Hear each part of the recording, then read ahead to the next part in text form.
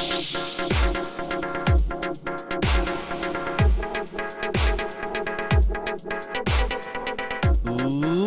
and gentlemen, welcome to Destiny. I'm Death from Above. It's the Wednesday, April 6th, 2016, which means it's Arms Day. And once again, I am on a planet. I'm not at Banshee 44 because I didn't buy any Foundry orders last week. But I do have the weapons. I do know what the roles are. We are going to talk about them.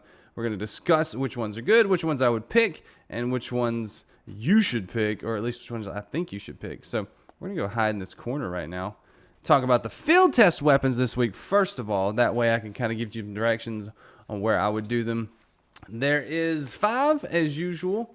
The primary weapons, first one is the Suros TSA-10 auto rifle. This one you have to use in Crucible. You're going to have to get 10 kills in the Crucible with this auto rifle. It's not too hard. Auto rifles are kind of easier. Primary weapons are always easier to get kills with in Crucible than anything else. So run it in Crucible, get 10 kills. Just have fun running the daily mission in it. And don't worry too much about it. Use it till you're done. Next, we have the Suros TSP-10, used against Vex targets. Then we have the Hakke Test-A to use against fallen targets, and the Amalon Test FR Run to use against Vex Minotaurs. I'm showing you all 3 of those at the same time because you can come here to Venus, to the Embers, or Ember Caves, and then go to the Citadel and do all 3 of those at the same time because there are currently Fallen right there. And then there's Vex over at the Citadel and Vex Minotaurs. Now you have to kill the red bar Minotaurs, not the major Minotaurs, but they're back in that cave in the bottom right in the Citadel. You can do all 3 of those. And then finally, the Amalon Test RR1 sniper rifle. You can use this here. I believe it's called the Endless Steps. There's an area where a captain spawns. I'm trying to think of the name of it, but I can't think of it. It's where there's that Minotaur on the stairs, and then there's a big hill in the middle, and then the other side there's that public event that always is defend the spot, defend the spire.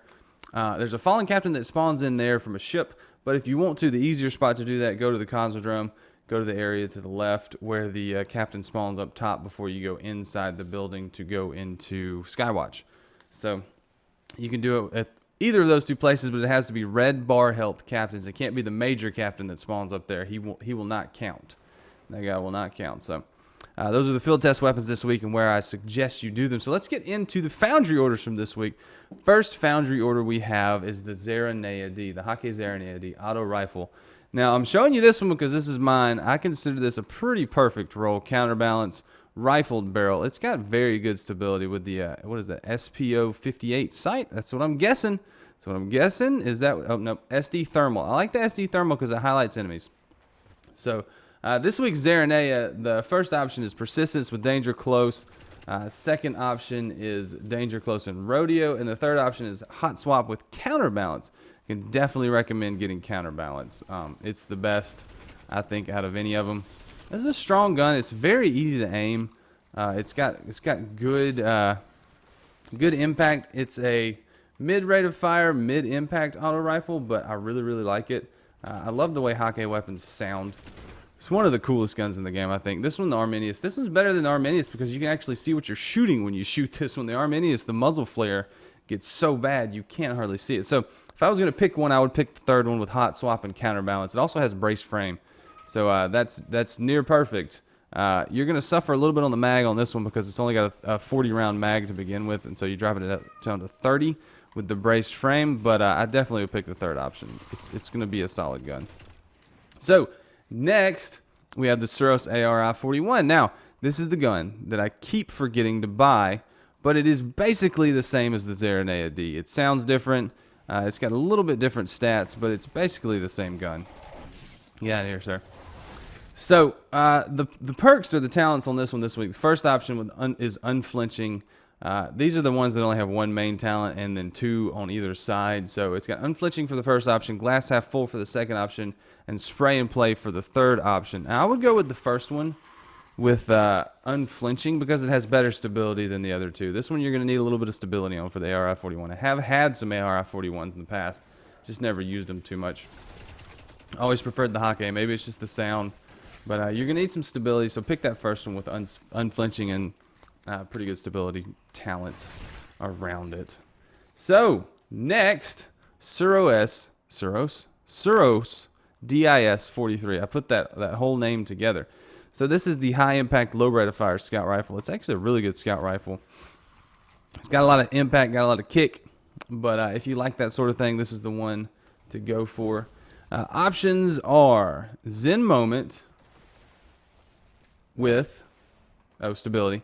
I was looking at it for some reason. The way I wrote it down is a little bit different. But this is the same as the ARI-41, where the talent tree has 2 on either side of the main talent. So go with whoa, my grenade just totally disappeared. That was nice. Thank you, sir. So I would go with let's see, we got Zen Moment with some stability, then we have another one with Zen Moment with range, and then the finally one with spray and play. I would go with the Zen Moment with stability, but this is one of those guns that you can get a god roll if you get 2 stability talents on either side of full auto. So I would probably hold on to it and get full auto, but if you're going to get one of them now, get the Zen Moment with stability. I think it's the first option. It's going to do you better than the other 2. And then next, we have the Jingukogo-D shotgun. This is a 3-round, high-impact, low rate of fire shotgun. Really low rate of fire. I can't even hit him. I'm not used to using shotguns in Destiny right now. So, punch him, shoot. Where did he go? Oh, I killed them both with my punch. So, the Jingukogo-D, 3 options. First option is close and or personal with knee pads, which could be cool, but the close and or personal is kind of a wasted talent. And then we have a second option, last resort with knee pads. It's not bad. It's not something I would choose. And then the third one is close and or personal with full auto, but there's no range talent. It kind of needs a range talent on a shotgun if you're going to be taking it anywhere besides just random PvE patrols. So mine has some pretty good talents. I think it's got final round and feeding frenzy. So when you get a kill, you get that bonus. I would get something like this, but if you're going to grab one, get the third option, the close and or personal with full auto. I feel like full auto increases the rate of fire even though it doesn't say it does. So full auto, though, would be pretty cool in this gun, but you're going to run through your ammo real fast.